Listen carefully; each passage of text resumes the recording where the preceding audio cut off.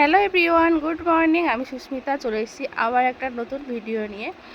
তা দেখো, সকালবেলা ঘুম থেকে উঠে আশিবাসি কাজ সব কিছুই কমপ্লিট করা হয়ে গেছে। স্নান ধান করে চলে এসেছি ওপরে।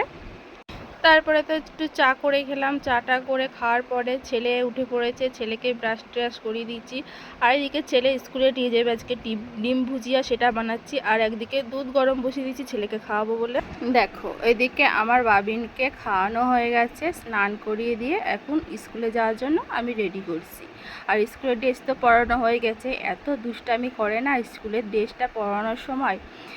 তা দেখো, খাটে বসিয়ে দিয়েছি। আমি বলছি তুমি চুপ করে বসো, আমি তোমাকে ড্রেসটা পরিয়ে দিচ্ছি। তা দেখেছো, চুপ করে বসে আছে আর এদিক ওদিক করে আছে যে কখন আমি নিচে নেমে একটু দুষ্টামি করব। তা চলো, বাবিনকে রেডি করে দেবো, স্কুলে নেব। সারাদিনের প্রচুর কাজ রয়েছে। আর এদিকে বাবিন বলছে, মাম্মাম যদি এখন বৃষ্টি নামে তাহলে আমরা কি করে স্কুলে যাব, কারণ আকাশে রয়েছে মেঘ ভর্তি। ওর জন্য বলছে, কারণ কদিন ধরে স্কুলের ড্রেস পরাচ্ছি আর মেঘ করছে। পরশু দিনকে তো যেতেই পারলাম না, সোমবারের দিনকেও মানে বেরোনোর টাইমে এত বৃষ্টি, কী করে আর যাব। কালকেও সেম, কিন্তু কালকে যেতে পেরেছি। ড্রেসটা পরাচ্ছি তখন বৃষ্টি পড়ছিল, কিন্তু কিছুক্ষণ বাদে বৃষ্টি কমে গেছিলো, কালকে যেতে পেরেছিলাম। তা আমি বলছি, তো কালকে গেছিলাম আজকে যেতে পারবো, তুমি রেডি হও না। ওর সঙ্গে কথা বলছি আর আমি ওকে রেডি করে দিচ্ছি। কারণ ছেলে আমার খুব বকে, সারাদিন বক বক বক বক করেই যায়। তা দেখেছে, চিরুনি নিয়ে এদিক ওদিক করেই যাচ্ছে আর আমার সঙ্গে ও বকেই যাচ্ছে। আর এদিকে আমিও তাড়াতাড়ি করছি, কারণ বাইরে হয়েছে প্রচুর মেঘ। স্কুলে দিয়ে আসবো, বাইরে কত জামা কাপড় রোদ্দুরে দেওয়া আছে, নাহলে সব ভিজে যাবে। রাস্তার মধ্যে যদি বৃষ্টি আসে, আমি নাই কোথাও দাঁড়ালাম, আমার বাড়ির জামা কাপড় সব ভিজে যাবে। ওর জন্য আমিও তাড়াতাড়ি করছি। তা চলো, বাবিনকে দিকে আমার জুতো টুতো সব পরানো হয়ে গেছে আর টিপ পরিয়ে দিচ্ছি। বলছে, মামা মামাকে একটু ছোট করে টিপ পরিয়ে দিবা। আমার স্কুলে সবাই বলে তুই এত বড় টিপ পরে আসিস। আমি বলছি, বলবে আমার মাম্মা আমাকে ভালোবেসে বড় করে টিপ পরিয়ে দেয়। তার জন্য দেখো চুপ করে দাঁড়িয়ে আছে। আর আমার বাপিকে আমি সুন্দর করে সাজিয়ে গুজু করে দিয়ে এখন আমি রেডি হব। তা চলো, আমি রেডি হয়ে নিই। আর বাপিন দেখো রেডি হয়ে মানে কখন ও একটু নিচে যাবে, কখন নিচে যাবে রেডি হয়ে, মানে ওর দিদির সঙ্গে একটু খেলবে। স্কুলে যাওয়ার আগে দিদির সঙ্গে একটু খেলে তারপর স্কুলে যাবে।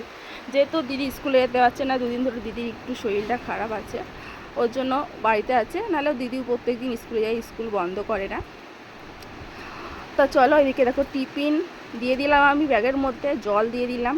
কিন্তু ছেলে আমার ইদানিং দেখছি একটু জল খাচ্ছে না।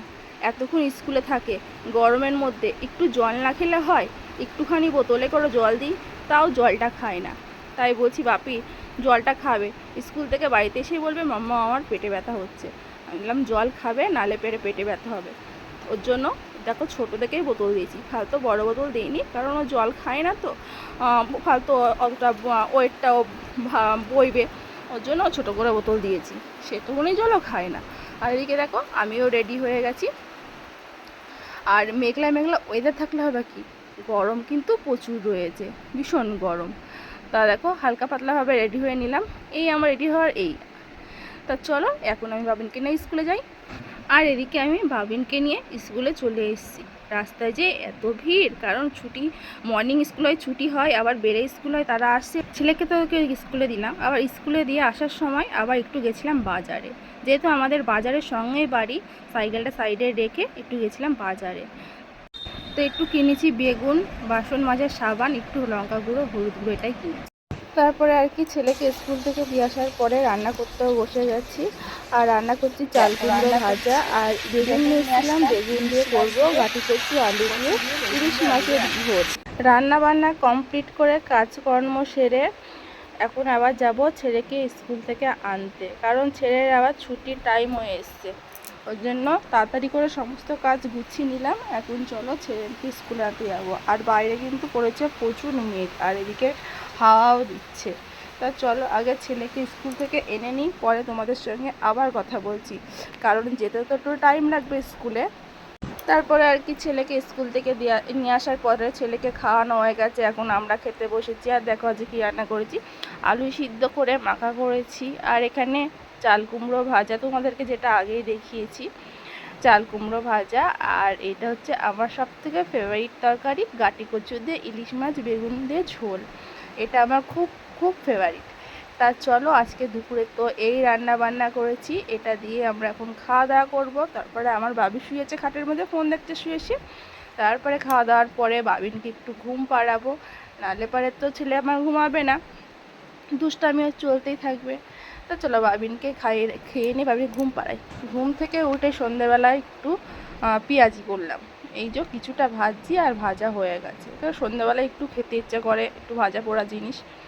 তা তোমার দাদাভাই দেখো নিয়ে এসছে মুড়ি, কিনে নিয়ে এসছে। এইগুলো জানো মোটা মোটা মুড়ি, খেতে বেশ ভালোই লাগে। দেখো কত মোটা মোটা মুড়িগুলো, কিন্তু মুড়িগুলো হেভি টেস্ট। তাও মুড়ি কিনে নিয়ে আসলো, আর এদিকে আমি ভাবলাম তাহলে আমি একটু পেঁয়াজি ভাজি, তুমি তাহলে মুড়ি কিনে নিয়ে আসো। কিনে নিয়ে এসছে। আর চলো তাহলে এটা আমরা খেয়ে নিই। টাটা। এই